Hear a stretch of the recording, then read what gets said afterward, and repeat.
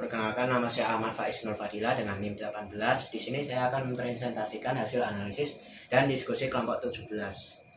Nah, di sini saya akan membahas identitas jurnal, yaitu dengan judul User Experience Design of Online Education Interactive Product for International Students Based on SAPAT and Scenario Thinking.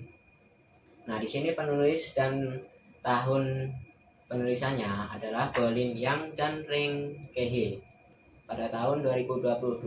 Kami mengambil sumber dari Usability and User Experience Vol 39 2022 112 strip 118. Ini berikut link ke data jurnalnya.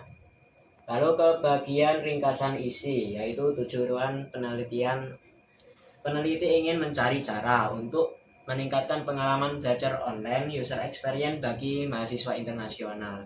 Mereka merasa mahasiswa internasional punya tantangan khusus, apalagi setelah mengalami pandemi COVID-19 yang memaksa mereka semuanya serba online. Lalu metode yang digunakan peneliti dalam menetapkan requirement. Peneliti menggunakan dua metode, SAPAT Semiotics Approach of Product Architecture Design. Ini adalah metode analitis yang membaca makna di balik perilaku pengguna. Yang kedua, skenario thinking atau berpikir skenario. Ini adalah metode desain yang berfokus pada cerita atau alur penggunaan produk. Mereka mengamati perilaku pengguna, yaitu 3 partisipan saat belajar online, lalu menganalisisnya secara mendalam pakai SAPAT untuk menemukan kebutuhan inti. Kebutuhan inti ini kemudian dijadikan dasar untuk membuat desain produk. Lalu ke penerapan persona dan skenario. Yang pertama, mereka membuat persona model dari hasil survei dan wawancara. Persona ini mewakili target pengguna mereka, yaitu mahasiswa yang suka mencoba hal baru dan ingin sekali meningkatkan kinerja belajarnya. Persona ini kemudian diperankan oleh partisipan dalam eksperimen tersebut. Yang kedua, skenario dipakai dalam 3 tahap, yaitu fokus penelitian, dipersempit ke skenario, mencatat dan mengelola catatan. Yang kedua, mereka membuat model skenario, yaitu setting belajar online yang realistis untuk tempat eksperimen. Yang terakhir, setelah kebutuhan intinya ketemu, semisal mencatat efisien atau berbagi catatan, mereka membuat 5 skenario target, yaitu alur cerita solusi yang digambarkan lewat storyboard. Assalamualaikum warahmatullahi wabarakatuh. Saya Muhammad Ramadhan Surya dengan NIM 052 akan melanjutkan presentasi dari teman saya, yaitu analisis kritis. Apakah persona dan skenario efektif? Menurut kami, persona dan skenario sangat efektif di penelitian ini. Persona membantu peneliti fokus mengamati tipe pengguna yang mereka inginkan, sedangkan skenario membantu menjembatani masalah dan solusi. Yaitu yang kedua, kelebihan dan kekurangannya pendekatan ini.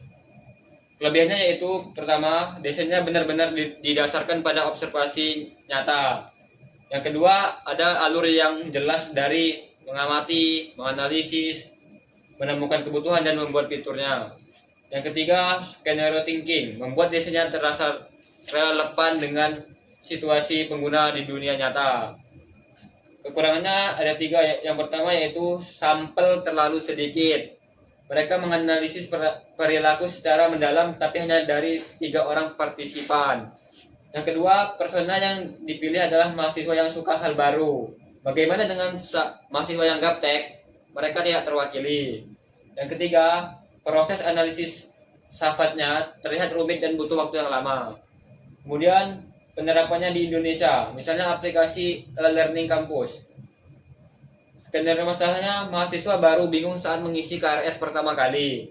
Persona, putra, mahasiswa baru, 18 tahun, baru pertama kali pakai sistem, takut salah ambil mata kuliah. Observasi, ajak 5 mahasiswa baru untuk mencoba mengisi KRS di lab, rekam layar dan ekspresi mereka. Dan yang keempat, analisis. Catat perilaku mereka, misal bolak-balik buka tab silabus, bertanya ke teman, salah klik tombol. Yang kelima yaitu kebutuhan inti. Ternyata mereka butuh panduan langkah demi langkah, info mata kuliah yang jelas, dan rekomendasi paket mata kuliah. Yang keenam yaitu desain skenario solusi. Buat storyboard di tour, wizard pengisian KRS yang memandu maba selangkah demi selangkah. Oke, perkenalkan nama saya Ahmad Rizky Gumilar. Di sini saya akan menjelaskan kelanjutan yang telah dijelaskan oleh Rawaja. D. Refleksi dan diskusi. Yang pertama, pelajaran yang dapat kita ambil dari artikel ini adalah kami belajar bahwa pendekatan yang menggabungkan observasi pengguna, analisis makna, sapat, dan skenario dapat menghasilkan pemahaman kebutuhan yang jauh lebih mendalam. Kami juga belajar bahwa desain UX yang baik tidak hanya berdasarkan apa yang dikatakan pengguna, tetapi juga apa yang mereka lakukan pada situasi nyata. Nah, yang kedua adalah, jika kami adalah desainer sistem, bagaimana kami akan menetapkan requirement menggunakan persona dan skenario berdasarkan hasil analisis artikel ini. Berdasarkan artikel tersebut, langkah kami adalah 1. Membuat persona berdasarkan data pengguna nyata, survei dan wawancara. Kedua, mengamati perilaku pengguna secara langsung dalam konteks penggunaan sistem sebenarnya. Ketiga, menggunakan analisis semiotik sederhana untuk memahami motivasi dan hambatan di balik perilaku pengguna. Keempat, mengidentifikasi kebutuhan inti bukan sekedar keinginan pengguna. Kelima, membangun skenario realistis yang menggambarkan bagaimana pengguna menggunakan sistem dari awal sampai akhir. Dan yang keenam adalah membuat storyboard untuk memvisualisasikan solusi dan menguji apakah alurnya logis dari sudut pandang pengguna.